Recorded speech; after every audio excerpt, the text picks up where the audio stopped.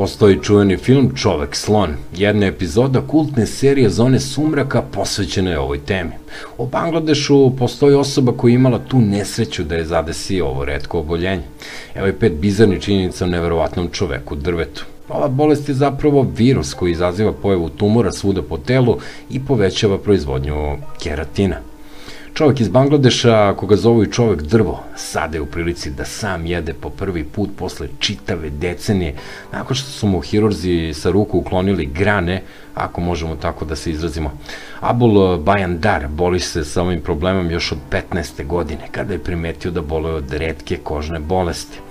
Užasno se osjećam, nemiran sam i strašno mi je teško što ne mogu da sedim ili stojim na jednom mestu. To me prosto izluđuje, rekao je on. Ova bolest izaziva pojavu tumora svuda po telu i povećava proizvodnju keratina, supstance od koje su napravljeni nokti. Tako da ako možete da zamislite da imate hiljade i hiljade noktiju po svom telu, možete da zamislite i kako se osjeća ovaj čovek. Abul je sa svojom majkom, ženom i ćerkom putovao autobusom čak 6 sati kako bi iz svog sela došao do prestonice Dake da bi dobio medicinsku pomoć.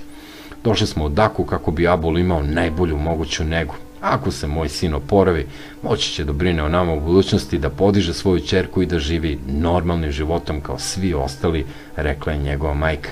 Iako je ova bolest veoma retka, Abdul nije prva osoba koja je imala ovako ekstremnu reakciju na ovaj virus. Da li ovde sve potpuno prirodno ili možda ipak nije? Procenite sami.